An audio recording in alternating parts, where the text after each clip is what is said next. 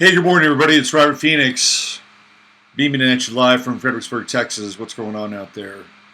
It is 8:42. That's 8:42 in the morning, and it is a bright and sunny day, unlike our friends down in Mexico who have had to deal with basically 5 feet of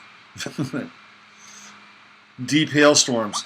Something is going on in the planet on the weather tip, and it's going to get real interesting here pretty quickly. It's not just what's happening in Mexico. Just to recap the story, we're going to talk a little bit about this today, and we're going to talk about some other interesting stuff. Breaking news on the Jay Weidner, Corey Good, David Wilcock front. Kind of intense, actually. So that's interesting. That's happening.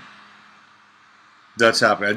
I spent most of this morning watching about an hour and a half video where Jay is coming clean with the David and Corey stuff, and I'll talk about some of that. Hey, good morning, everybody. It's Robert Phoenix. And I'll talk about some of that as hold on, I can get my. Help if I plug this in, wouldn't it? Because I have a bit of a different mic level. There we go. Now we're complete. Jacked in, ready to go. Hey, what's happening over there on the YouTube side? We got Jenny. Jenny's bouncing back and forth. There's Paulette. There's Justice. There's the cheeky monkey, a.k.a. Scoobs. Isla, Ani, what's going on, people? Good to have you. Good to see you. So, did a pretty good show last night. Actually, I thought it was a really good show. We got into Kamala Harris. I could talk a little bit about her today as well. Try to kind of round that off. Just what an absolute liar she is. But then again, she's a politician. And most politicians have to deal with lying. It's a sickness. And I think there's some treatment for it, by the way. But it is a sickness. Now I'm so low. Let me go back over here. Just zoom in on what I got. Okay, there we go. Easier for me to stay focused. Yeah, so just on I did a chart breakdown of Harris last night, and I try to not get so overtly political on that channel, on that show, but it's hard not to. It is definitely hard not to when you're dealing with something overtly as political as what happened during the last 2 debates. And one of the things that I wanted to talk about more, but didn't really totally flesh it out. By the way, we're going to 9:10 today, Central Standard Time. So if you're in California, that's going to be at 2 hours later, 7:10 your time. Over in the East Coast, 10:10 your time. So I'm going to try to burn today, get a half-hour show in. A lot on the plate. I'm starting to work on the event. People are signing up, and there's a lot of hands-on stuff right now, so I got to get on that. Anyway, so during the debate, I believe that there was a decision that was made at a DNC level that they were going to go after Joe Biden during that debate, and that Kamala Harris was tasked as being the hit man or the hit woman. She was the assassin, and she was going to go after him. All of that was totally scripted. They do not want Joe Biden ultimately being their candidate because they know that Joe Biden probably, even though the polls suggest that he might beat them, he might beat Trump. Yeah, I don't think it's going to happen. And they know it's not going to happen. And they don't want Bernie Sanders because Bernie Sanders is ultimately not an agent of the oligarchs. Bernie Sanders wants a very, very different system. And if you listen to Bernie Sanders over and over again, he's telling you what he's going to do. He's going to tax the shit out of corporations. And that's not what the Democrats want to do. The Democrats don't want to tax the shit out of corporations. They like corporations. Corporations are their friends. Corporations are their big bully buddies. What the Democrats and the left want to do is they want to tax the shit out of the middle class. That's what they want to do. They don't want they're not down. They like corporations, so they don't like Bernie Sanders because Bernie uses corporations as his punching bag. And if you listen to the rest of the Democrats, they'll tell you that we're going to do all these plans, that they have all these wonderful ideas that are completely pie in the sky, and everybody gets everything for free. And who's going to pay for it? I'll tell you who's going to pay for it. They're going to put the burden right on the middle class. They want to absolutely destroy the middle class. You know, I've been talking about this bill in Oregon called SB 2020, and that's where the bill that's one that's caused the state senators to flee the state so they can't have a super quorum. And SB 2020, one of the parts of the bill is you cannot own a diesel engine powered vehicle before 2017. Think about that. Think about all the people who have diesel vehicles. And diesel engines run a long time. A long time. That's the beauty of a diesel engine.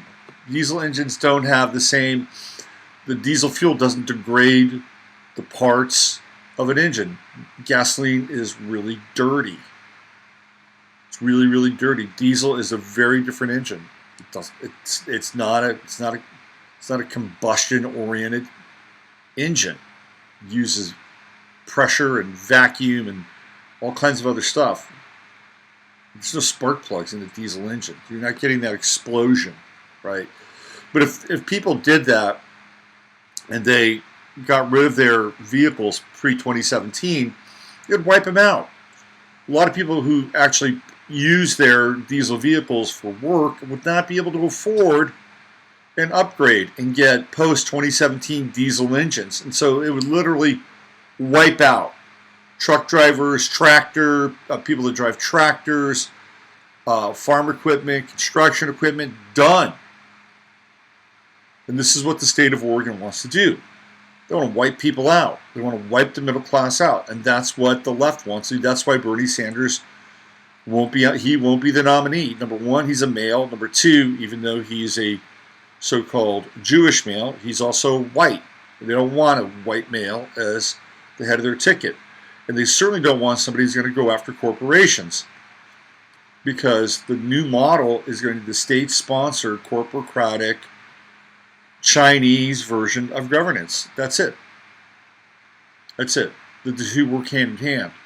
Bernie's coming from an older model where it's like the government thinks it's still in charge and just can tax corporations. Anyway, they don't want him. It's going to come down to Warren or Harris, in my opinion. But Harris was a hired gun that night, and she went after him, and she took Joe Biden out. But she lied. She lied about the busing thing. You know, I lived in California. Kamala Harris and I are contemporaries. She's 4 years younger than me, which means that the social movement had advanced 4 years by the time she got to the place where I was in grade school, and she was only there for 2 years anyway. You know, she went to grade school, it was around 1969, 1970. Berkeley is one of the most integrated cities. California didn't have any busing issues. Did not have any busing issues. California was always this kind of polyglot, this stew of humanity. You know, for the most part, there were some areas. When I was living up on the peninsula, I was living in San Bruno, Millbrae, and the school I went to was predominantly white. But if they were going to bus people, they would have had to bus people from frickin' San Mateo, you know, to get into our schools. So there wasn't that kind of population density back then. There is now. Millbrae is owned by the Chinese, and I mean, Chinese families have gone into Millbrae and just bought that city up. I'm not about making any disparaging remarks. I'm just telling you that's what's happened. Anyway, so when I moved to San Jose, that was a much different There was a much different experience when I moved to San Jose. And it was, I was dealing with kids that I'd never dealt with before. I was dealing with Mexican kids and black kids, a lot of Asian kids. San Jose was an agricultural city, and they had a lot of farms. And the Japanese were doing a lot of the ag work in San Jose. So a lot of black kids, a lot of so-called black kids, a lot of so-called Mexican kids, Asian kids. And that was it. And that was the California that I knew and grew up with. And Berkeley has similar demographics. I can tell you right now, Kamala Harris was probably going to a socially integrated school. She's a liar. She's a liar. And then she went to Canada. In case you missed last night's show, the line that I came up with was, you have one woman who claims to be an Indian and she's not, and another woman who is an Indian and claims she's not. These are your two front-running candidates for the Democrats. Anyway, we went over that last night. Big weather happened. I want to read you this story. This is from Guadalajara. Freak hailstorm has buried major city in Mexico under 5 feet of ice, leaving dozens of drivers trapped and damaging buildings. Roads were completely blocked after hail and heavy rain bombarded Guadalajara, the capital of Jalisco State, in Mexico on Sunday. The pictures are shocking. I'll put the link in the chat room so you guys can check this out. It'll blow your minds. Give me one sec here.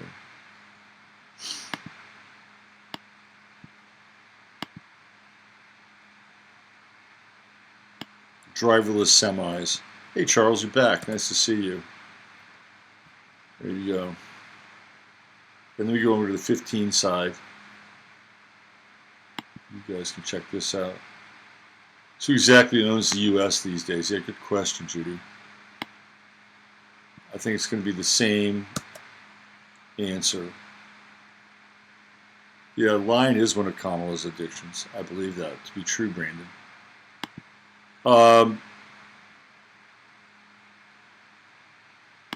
So you got Bustin' Stockton, mid-'80s. Wow.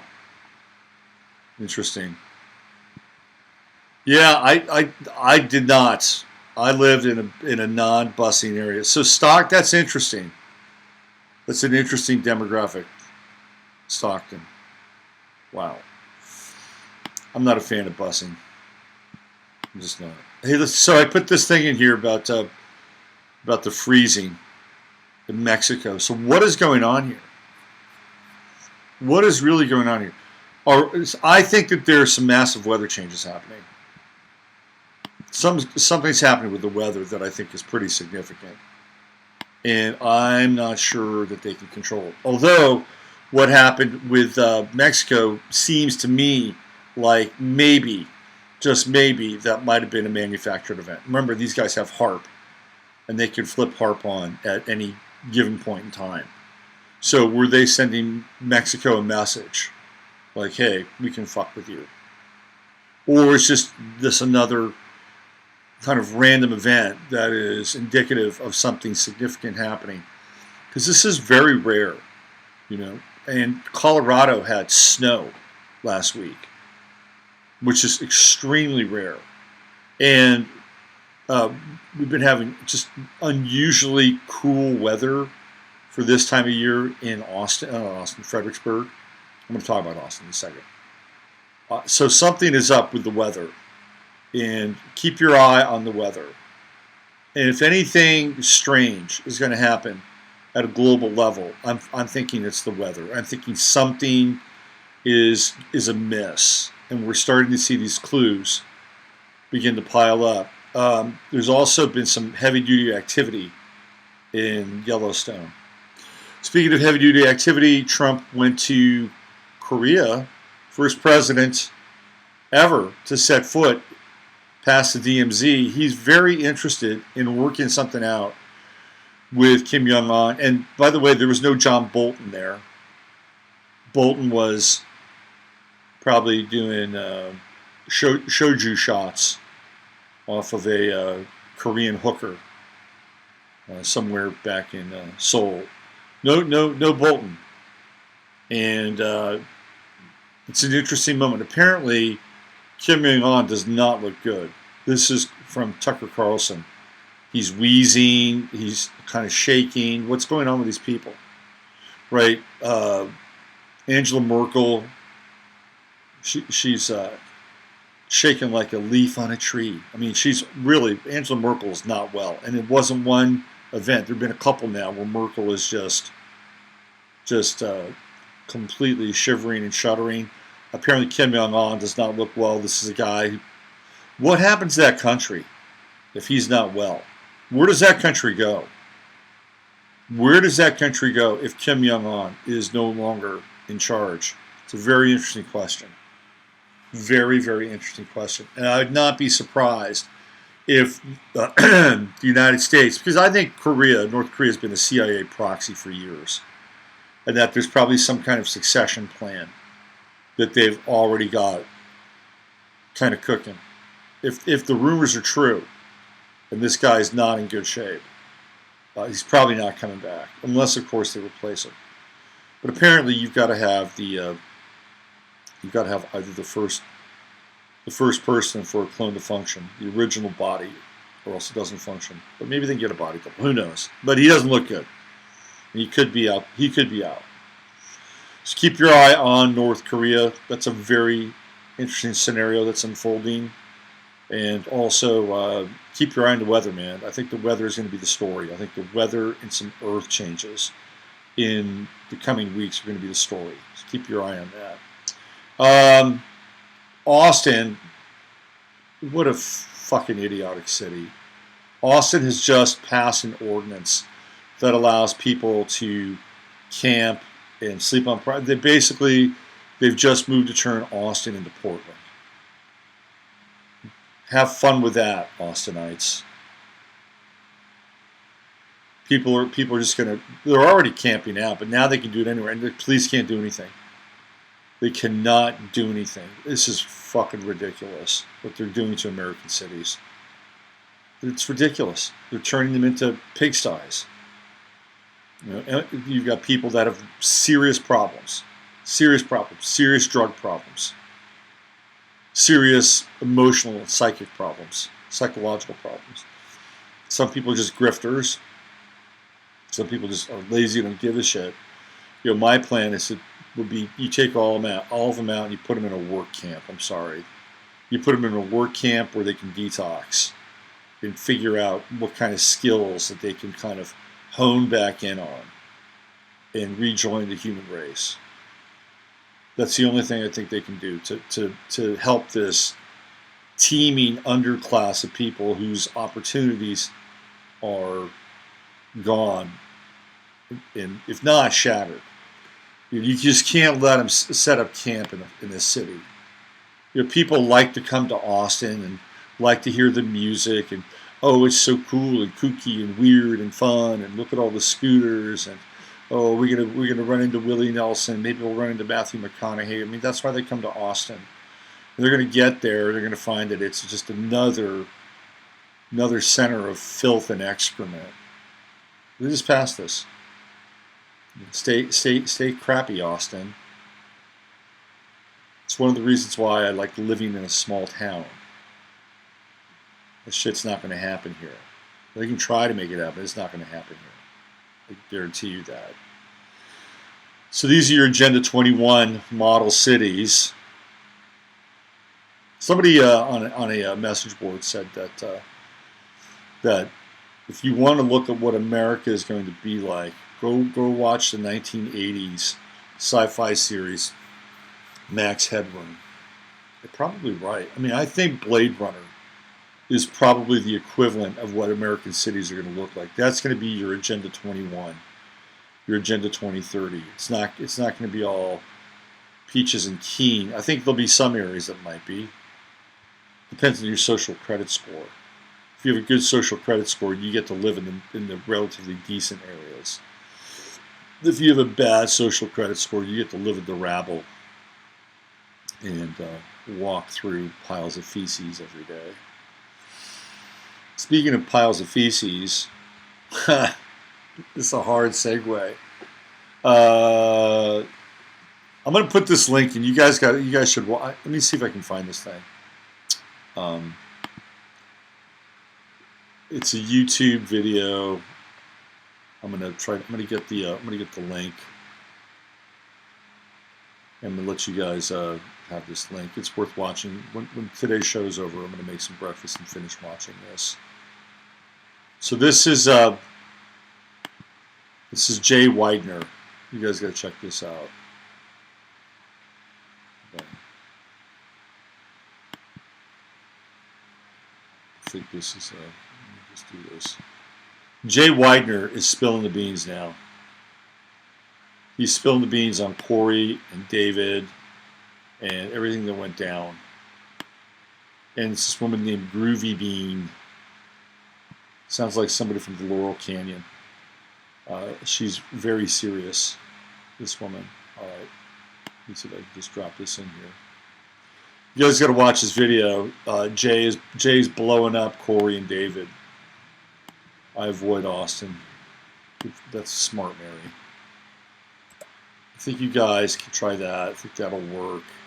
There we go. I'll put this over on the other side as well. Check out the interview.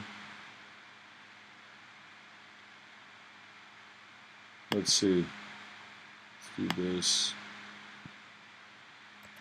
There we go.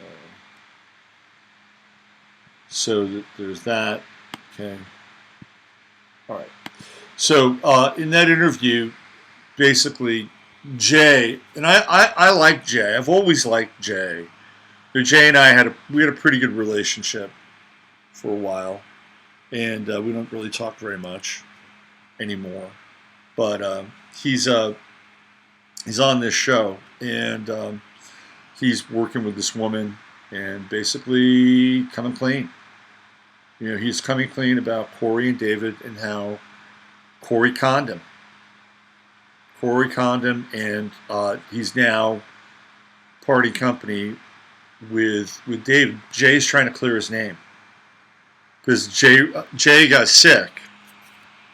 Jay had cancer.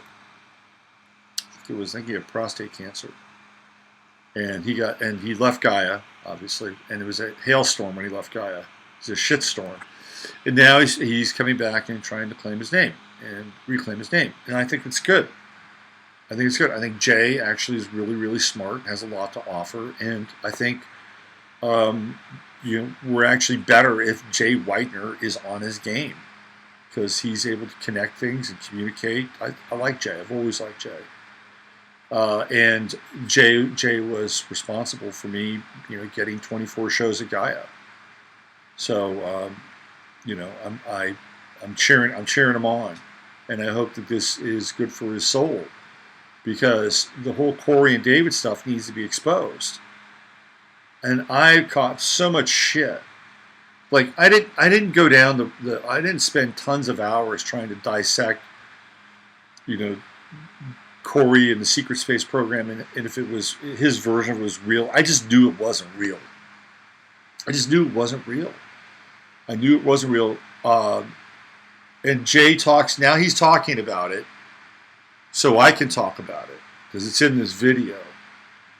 And when I was at Gaia and I was doing a show with Regina, I overheard Jay talking. This wasn't private, wasn't in some private meeting, it was out in the public, in the studio, and Jay said that he was running out of material for David. And in the interview, he says that David came to him and wanted more money. And he wanted another show, and that's where Corey comes in, and I think the two converged. I think David had gone as far as he could with the David Wilcox stuff, and David was their bread and butter at Gaia, and Yurka loved David. He's the owner of Gaia, loved David. And they had an investment in David. They wanted to continue his brand at Gaia. And then David, at the same time, said, look, I need to make more money. I need to do another show or something. And Jay said, okay, we will do. That's the way you do it. You do another show. So they signed up for that. And David found this insider, it's Corey Good, and he brought him in. And Jay sat down with Corey for 8 hours and vetted him and came away feeling like Corey was legitimate enough to move forward with and start to do some production with. And that's where it all started. So in this video, Jay begins to tear the set down, and it's good. You should watch it. Check it out. I recommend it. It's worth watching. It's worth seeing. And then maybe we can move the Corey Good and David Wilcox stuff behind us. Put it behind us. I took a lot of shit though. I was over on Facebook, and people. I get these women, kind of these, slightly older than middle-aged women going after me because they love David so much. And they were like, "You're just jealous." And I'm like, fuck that. I'm not jealous. I'm beyond that. Okay, I'm over that. There was a time where it was like, honestly, I'd sit there and I'd go, I could do what this guy does. It's easy. And by the way, when I do in my own way, at the very least, it's like real. Like, I try not to talk about anything I don't know about or haven't experienced. And if I haven't experienced it, and it's out there in the realm, I'm going to put it to you. I'm going to give it to you in a way where you can think about it, right? And sometimes, if I'm really, really clear on something, it is declarative. But I would watch David and go, I know this is fishy. This is fishy stuff. Anyway, check out the video. I think you'll at the very least enjoy it. For some of you, it'll answer a lot of questions about what's going on or what went on with David, Jay, Corey, SSP, Blue Chickens. It's all there. It's all there. Okay, just an update. Go to robertphoenix.com. I have a link there for the event, which is going to be taking place in October. Some of you have signed up already. I'm going to reach out to you today. We have 25 rooms. If you want a room with somebody, you're going to have to let me know. I'm going to try to get as many people into the hotel space as possible. If I get more people, I'm going to find more hotel space or B&B space, Airbnb space, and we'll get kind of as many people in there as possible so it's usable. I don't want to have too many people. It's got to be comfortable. I've got 2 conference rooms. Whatever we can fit together in 2 conference rooms, that's kind of where we're going to max out at. And so robertphoenix.com. It is in the upper part of the website, which is Harvest Moon in the Hill Country. Okay, I'm out of here. Use your head and service reel, your heart to what's possible. I'll be back tomorrow for an extended version of 15 Minutes of Flame. Have a great day, and we'll see you then.